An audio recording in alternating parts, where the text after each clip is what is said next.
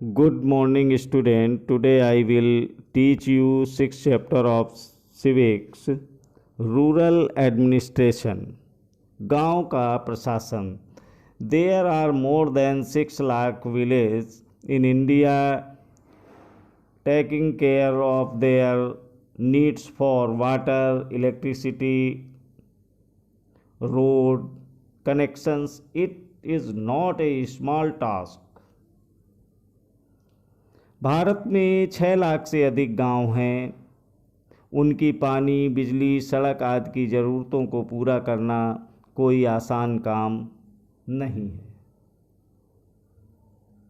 In addition to this, land records have to be maintained and conflicts to need to be dealt with. A large machinery is in place to deal with all this. In this chapter, we will look at the work of two rural administrative officers in some detail. इसके अलावा ज़मीन के दस्तावेज़ों का रखरखाव करना पड़ता है और आपसी विवादों को भी निपटाने की ज़रूरत पड़ती है. इन सब की व्यवस्था के लिए गांव का प्रशासनिक ढांचा होता है. इस पाठ में हम 2 ग्रामीण प्रशासनिक अधिकारियों के काम के बारे में थोड़े विस्तार से पढ़ेंगे. ए क्वेरल इन द विलेज, गांव में झगड़ा. Mohan is a farmer. His family owns a small agricultural field which they have been farming for many years. Next to his field is Raghu's land, which is separated from his by a small boundary called a bund. Mohan एक किसान है. उसके परिवार के पास थोड़ी सी खेतिहर ज़मीन है जिस पर वह कई सालों से खेती कर रहा है और उसके खेत से लगा हुआ ही रघु का खेत है. दोनों खेत एक छोटी सी मेड़ से अलग होते हैं. One morning Mohan noticed that Raghu had shifted the one by a few feet. By doing so, he had managed to take over some of Mohan's land and increase the size of his own field. एक सुबह मोहन ने देखा कि रघु ने मेड़ को थोड़ा आगे बढ़ा लिया था. ऐसा करके उसने मोहन की कुछ ज़मीन अपने खेत में मिला ली थी और अपने खेत का आकार बढ़ा लिया. Mohan was angry but also a little frightened. Raghu's family owned many fields and besides his uncle was also the sarpanch of the village. But even so, he plucked up courage and went to Raghu's house. Mohan को बहुत गुस्सा आया मगर वह थोड़ा डरा हुआ भी था. रघु के परिवार के पास बहुत ज़मीन थी और उसके अलावा उसके ताऊ गांव के सरपंच थे. फिर भी मोहन ने हिम्मत जुटाई और रघु के घर पहुंच गया. ए heated argument followed. Raghu's refused to except that he had moved the bund. He called one of his helpers and they began shooting at Mohan and beating him up. The neighbors heard the commotion and rushed to the support. Where Mohan was being beaten up, they took him away. दोनों के बीच कहासुनी हुई. रघु ने तो मानने से ही इनकार कर दिया कि उसने मेड़ को आगे बढ़ाया था और थोड़ी ही देर में झगड़ा शुरू हो गया। He was badly hurt on this head and hand. He was given first aid by one of his neighbors. His friend, who also run the village post office, suggested that they go to the local police station and file a report. Raghu ने अपने एक मजदूर को बुला लिया और दोनों मिलकर मोहन पर चिल्ला रहे थे। फिर उन्होंने मोहन को मारना शुरू कर दिया। हो हल्ला सुनकर के पड़ोसी बाहर आ गए। उन्होंने देखा कि मोहन की पिटाई हो रही है। बीच बचाव करके उन्होंने मोहन को बचाया। मोहन को सिर पर और हाथ में बहुत चोट आई थी। एक पड़ोसी ने उसकी मरहम पट्टी की। मोहन के दोस्त ने, जो गांव के डाकघर में काम करता था, सुझाव दिया कि उन्हें स्थानीय पुलिस थाने जाकर रपट लिखवानी चाहिए। Other were doubtful it this was a good idea because they felt they would waste a lot of money and nothing would come out of it. Some people said that Raghu's family would have already connected the police station. जबकि कुछ लोग उसके खिलाफ थे। उनको लग रहा था कि बहुत सारा पैसा बर्बाद हो जाएगा और नतीजा कुछ नहीं निकलेगा। कुछ लोगों ने कहा कि रघु के परिवार वाले तो पहले ही पुलिस थाने पहुंच चुके होंगे। After much discussion it was decided that Mohan would go to the police station along with some of the neighbors who had seen the incident. काफ़ी विचार विमर्श के बाद अंततः यह तय हुआ कि जिन पड़ोसियों की आंखों के सामने यह घटना हुई थी, मोहन उनको लेकर के पुलिस थाने जाएगा। Area of the police station, police थाने का क्षेत्र। On the way to the police station, one of the neighbours ask, why don't we spend some more money and go to the main police station in the town?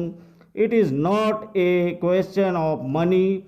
We can register the case only in the police station because our village comes in its area of work, explained Mohan.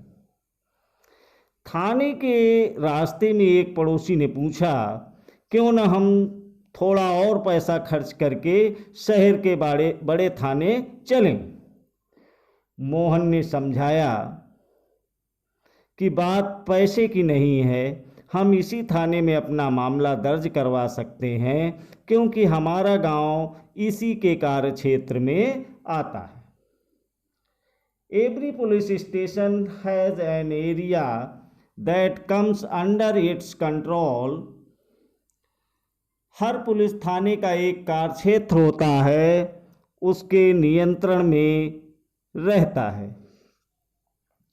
All person in that area can report cases or inform the police about any theft, accident, injury, fight, etc. It is the responsibility of the police of that station to inquire, to investigate and take action on the cases within its area. जो लोग उस क्षेत्र में हुई चोरी, दुर्घटना, मारपीट, झगड़े आदि की रपट उसी थाने में लिखवा सकते हैं। यह वहाँ के थानेदार की जिम्मेदारी होती है कि वह लोगों से घटना के बारे में पूछताछ करे, जांच पड़ताल करे और अपने क्षेत्र के अंदर के मामलों पर कार्रवाई करे। The work at the police station, police थाने में होने वाला काम। When they reached the police station, Mohan went to the person in charge and told him what had happened. He also said that he wanted to go to give the complaint in writing. The SHO rudely brushed him aside, saying that he could not be bothered to waste him time writing down minor complaints and then investigating them. Mohan showed him his injuries, but the SHO did not believe him. जब सब लोग police थाने पहुंचे तो मोहन थानेदार के पास गया और उसे पूरा मामला बताया। उसने ये भी बताया कि वह अपनी शिकायत लिखित रूप में देना चाहता है। थानेदार ने बड़े बेरुखी से कहा कि उसके पास छोटी मोटी शिकायतों की जांच पड़ताल का समय नहीं है। मोहन ने अपने घाव भी दिखाए, लेकिन थानेदार पर कोई असर नहीं हुआ। Mohan was puzzled and did not know what to do. He was not sure why his complaint was not being recorded. He went and called his neighbors into the office. They argued strongly that Mohan had been beaten up in front of them, and had they not rescued him, he would have been injured very seriously. Mohan हैरान था कि उसकी शिकायत आखिर क्यों नहीं दर्ज की जा रही है। मोहन बाहर गया और अपने पड़ोसियों को बुलाकर अंदर ले आया। पड़ोसियों ने थानेदार को समझाया कि मोहन को उनकी आंखों के सामने पीटा गया है। अगर वे उसे न बचाते तो उसे बहुत ही गंभीर चोट आती। They insisted that the case be registered. Finally, the officer agreed.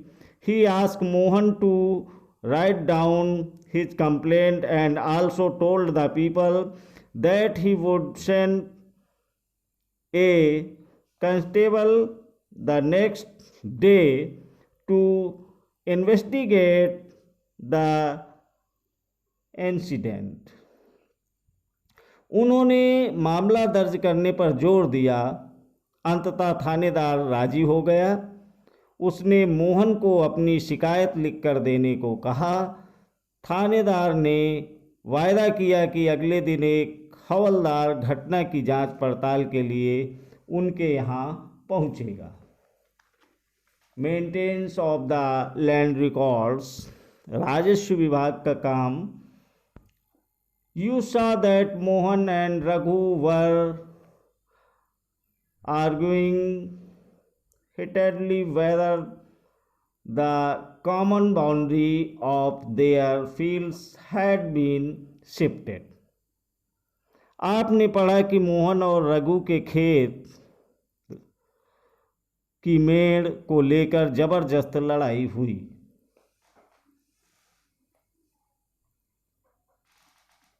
Is not there a way by which they could have settled this dispute in a peaceful manner? क्या ऐसा कोई तरीका नहीं था जिससे वह अपना मामला शांतिपूर्वक सुलझा लेते? Are there records that show who owns what land in the village? Let's find out how this is done. क्या कोई ऐसा अभिलेख यानी रिकॉर्ड होते हैं, जिससे ये पता चल जाए कि गांव में किसके पास कौन सी ज़मीन है। चलिए पता करते हैं कि ये कैसे किया जाता है। Measuring land and keeping land records is the main work of the patwari. जमीन को नापना और उसका रिकॉर्ड रखना पटवारी का मुख्य काम होता है। The patwari is known by different names in different states. In some village such officers are called lekhpal, in others kanungo are karmachari of or village officer extra. अलग अलग राज्यों में इसको अलग अलग नाम से जाना जाता है। कहीं पटवारी, कहीं लेखपाल, कहीं कर्मचारी, कहीं ग्रामीण अधिकारी, तो कहीं कानूनगो कहते हैं। We will to this officer as patwari. Each patwari is responsible for a group of village. The patwari maintains and updates the records of the village. हम यहाँ जमीन का लेखा जोखा रखने वाले कर्मचारी के लिए पटवारी शब्द का इस्तेमाल कर रहे हैं, और प्रत्येक पटवारी कुछ गांवों के लिए जिम्मेदारी होती है। प्रत्येक पटवारी की कुछ गांवों के लिए जिम्मेदारी होती है। द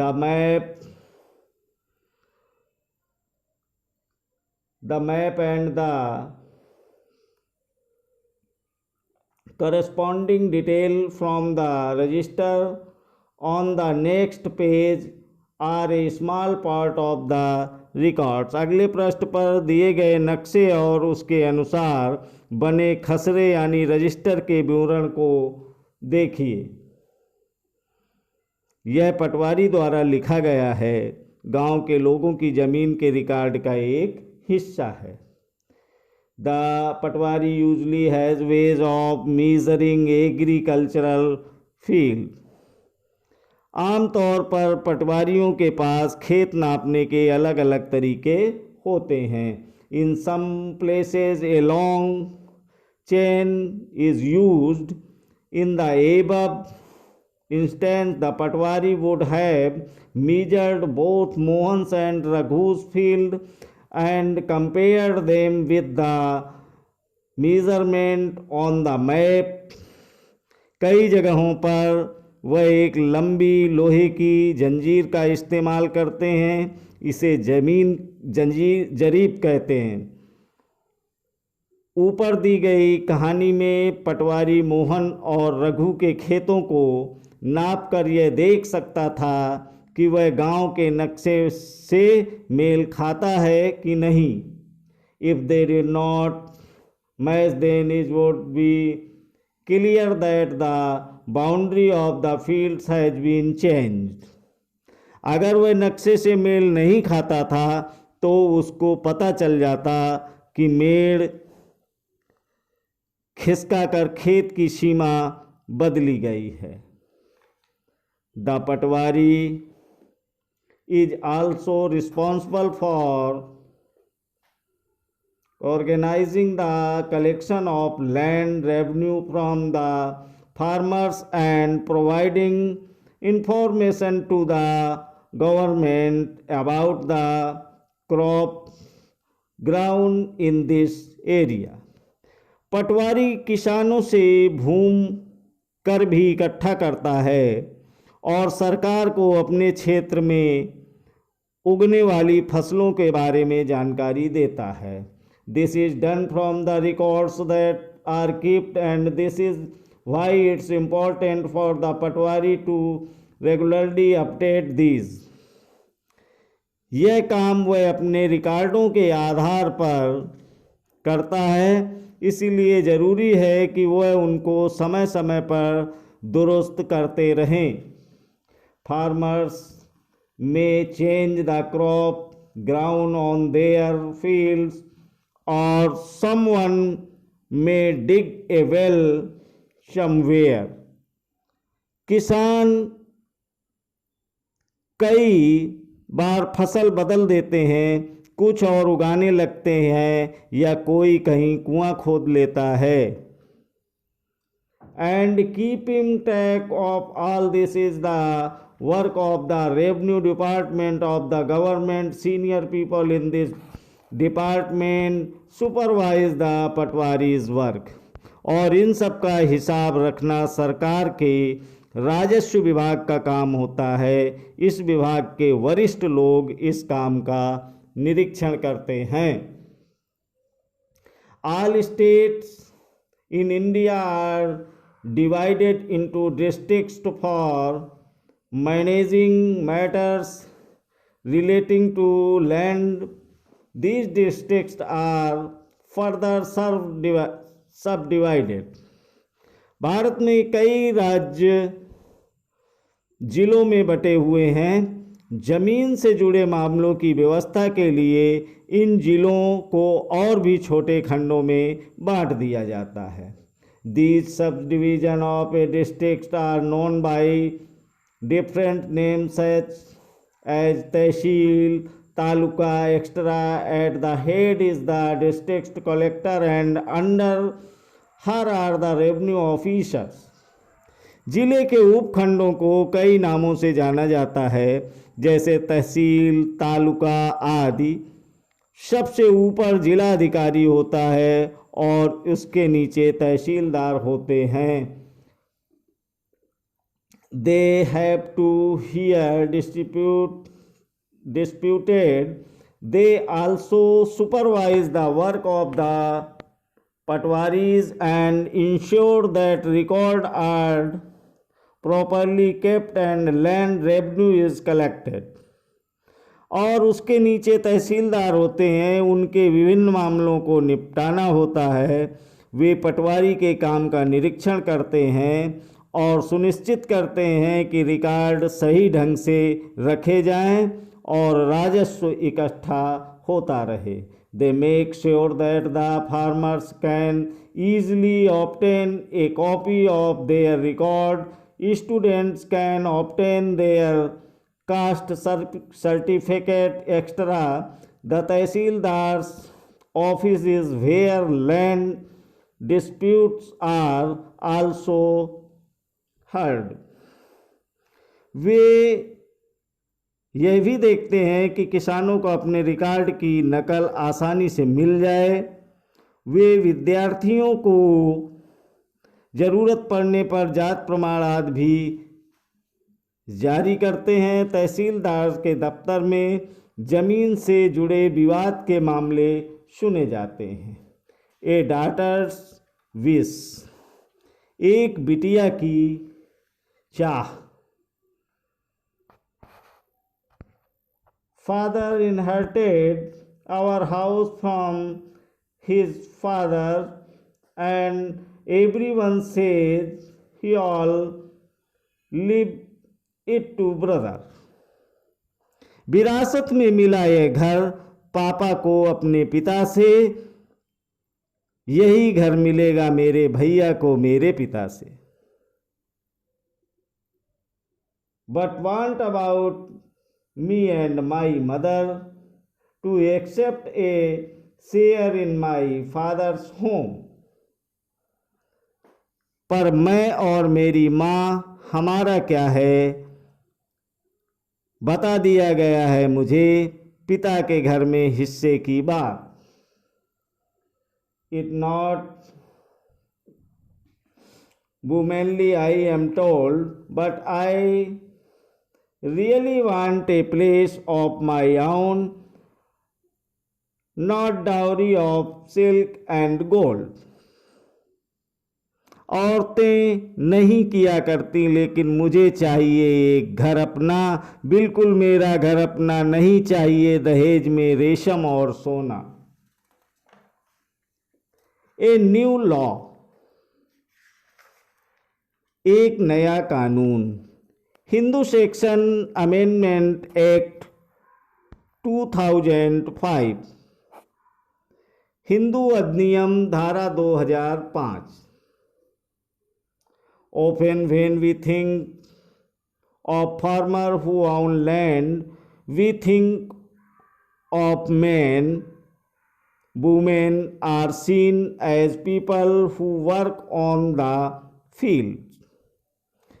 जब हम उन किसानों के बारे में सोचते हैं जिनके पास जमीन है, तो आमतौर पर हमारे ध्यान में पुरुष होते हैं। महिलाओं की हैसियत खेतों में काम में एक मददगार भर की मानी जाती है। But not at people who own agriculture land. Till recently in some states, Hindu women did not get a share in the family's agricultural land. After the death of the father, his property was divided equally only among his sons. उनके बारे में जमीन के मालिक के रूप में कभी नहीं सोचा जाता और अभी तक कई राज्यों में हिंदू औरतों को परिवार की जमीन में हिस्सा नहीं मिलता था।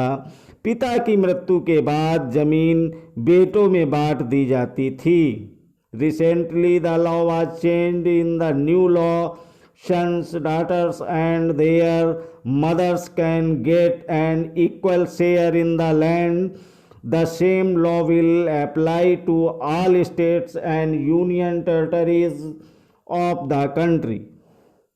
हाल ही में यह कानून बदला गया है। नए कानून के मुताबिक बेटों, बेटियों और माँ को जमीन में बराबर हिस्सा मिलता है और यह कानून सभी राज्यों और केंद्र शासित प्रदेशों में भी लागू होगा। This law will benefit a large number of women. For example, Sudha is the eldest daughter of an agricultural family. इस कानून में बड़ी संख्या में औरतों को फायदा होगा। उदाहरण के लिए, सुधा एक खेतिहर परिवार की सबसे बड़ी बेटी है। She is married and lives in a neighboring village. वह शादीशुदा है और पास के गांव में रहती है। After her father's death, Sudha often comes to help her mother with the farming work. अपनी पिता की मृत्यु के बाद सुधा अक्सर खेती के काम में माँ का हाथ बटाने आती है। Her mother has asked the Patwari to transfer the land and enter her name along with the names of all the children in his record. उसकी माँ ने पटवारी से कहा कि जमीन पर अब बेटे के साथ साथ उसका और दोनों बेटियों का नाम भी रिकॉर्ड में आ जाए। Sudha's mother confidently organizes the farming with the help of the younger brother and sister. Similarly, Sudha also lives with the assurance that if she ever has a problem, she can always depend upon her share of the land. सुधा की माँ बड़े आत्मविश्वास के साथ छोटे बेटे और बेटी की मदद से खेती का काम संभालती है। सुधा भी इस निश्चितता में जी रही है कि ज़रूरत पड़ने पर वह अपने हिस्से की ज़मीन से काम चला सकती है। Thank you.